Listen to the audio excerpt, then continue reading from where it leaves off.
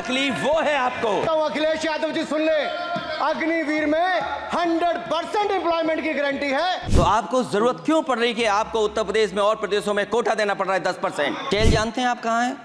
कभी गए हो उस मिलिट्री स्कूल में? मैं खुद मिलिट्री स्कूल का पढ़ा हूं।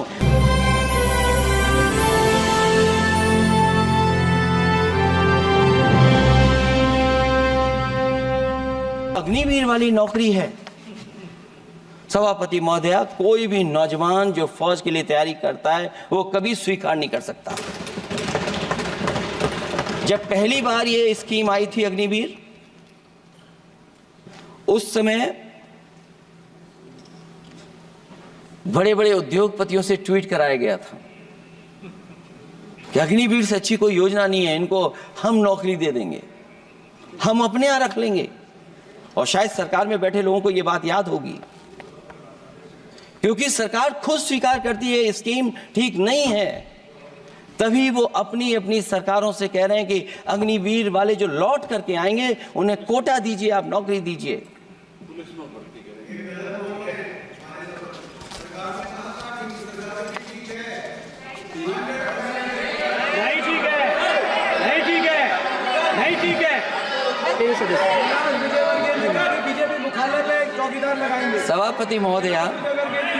सभापति महोदया, मैं बैठ जाता हूं, आप खड़े होकर के कह दीजिए अग्निवीर व्यवस्था अच्छी है। मैं इस सभा में खड़े होकर कहता हूं, उस राज्य से तो हिमाचल प्रदेश से जिसने पहला परमवीर चक्र विजेता मेजर सोमनाथ शर्मा दिए, कारगिल के युद्ध में सबसे ज्यादा शहीद होने वाले हिमाचल प्रदेश के वीर नौजवान थे। 4 परमवीर चक्र विजेता हुए, उसमें से 2 कैप्टन विक्रम बत्रा और सूबेदार संजय कुमार हिमाचल प्रदेश से हुए। और मैं कहता हूं, जी हां, जो लंबे समय से मांग थी 1 रैंक 1 पेंशन की किसी सरकार ने पूरी नहीं की, वो नरेंद्र मोदी जी की सरकार ने यहां पर पूरी की है।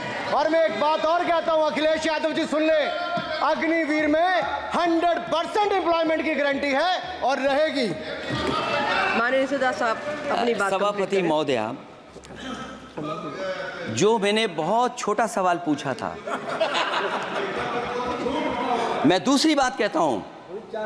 अगर ये जो बात आप कह रहे हो, तो आपको जरूरत क्यों पड़ रही कि आपको उत्तर प्रदेश में और प्रदेशों में कोटा देना पड़ रहा है 10%? सभापति महोदया, बैठिए। सभापति महोदय, जहां तक परमवीर, रुक जाइए।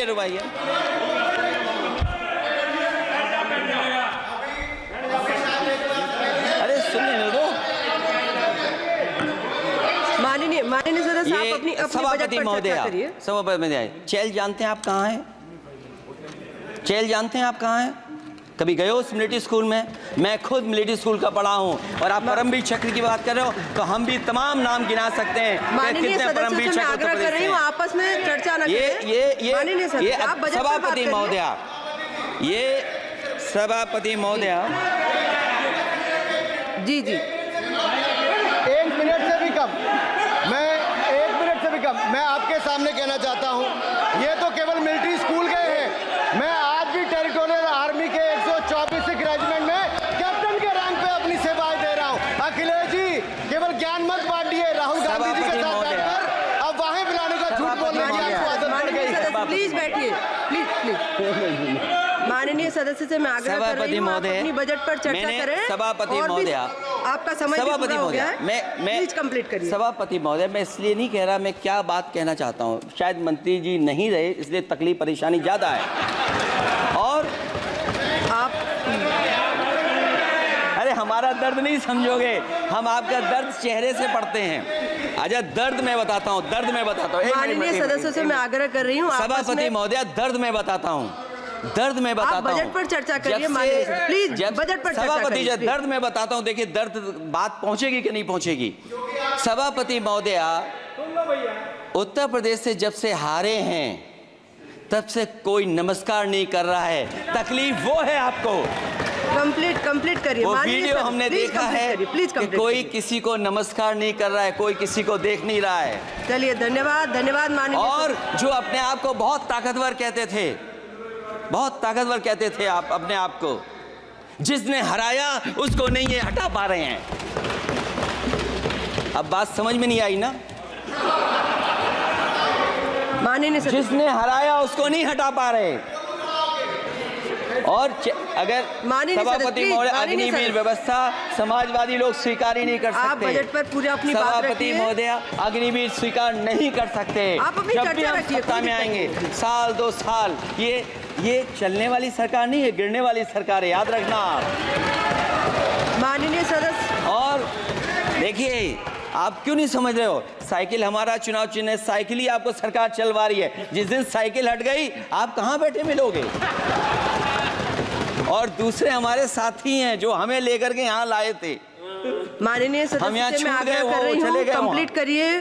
सभापति महोदय, मैं एक 2-3 बातें कहता हूँ यूपी को लेकर के, मैं मांग करता हूँ। कंप्लीट करिए आप। सभापति महोदय, चंबल एक्सप्रेस वे बनना चाहिए, क्योंकि देश का सबसे बड़ा एक्सप्रेस वे जो 1 लाख करोड़ का बना है, वो दिल्ली मुंबई से है।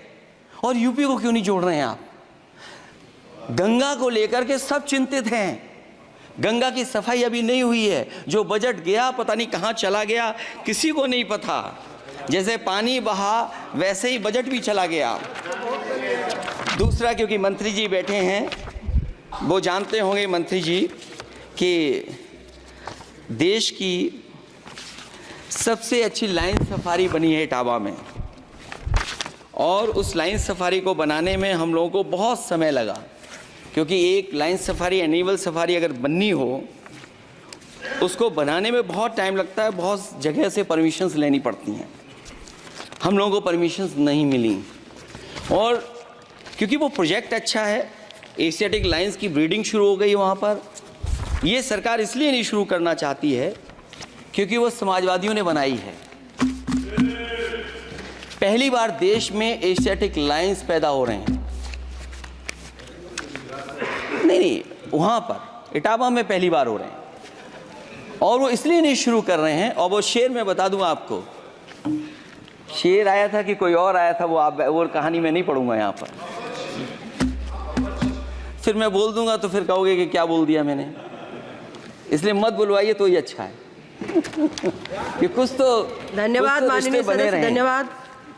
कुछ मत बुलवाइए मुझसे। सभापति महोदय, मैं ये कहना चाहता हूँ कि लाइन सफारी, एनिमल सफारी उस क्षेत्र की, यूपी की प्राइड है वो, कि पहली बार ब्रीडिंग सेंटर एशियाटिक वहाँ पर बन गया है। दिल्ली की सरकार और यूपी की सरकार मिलकर के उसको शुरू नहीं होने दे रही है। मुझे उम्मीद है कि उसको शुरू करवा देंगे आप। और आखिरी में मैं कहता हूँ, चलते चलते आप 2 लाइनें कहता हूँ। बुनियाद को नकार कर जो इमारतें उठाएंगे, हम भी देखते हैं वो किस मंजिल तक जाएंगे। धन्यवाद। बहुत बहुत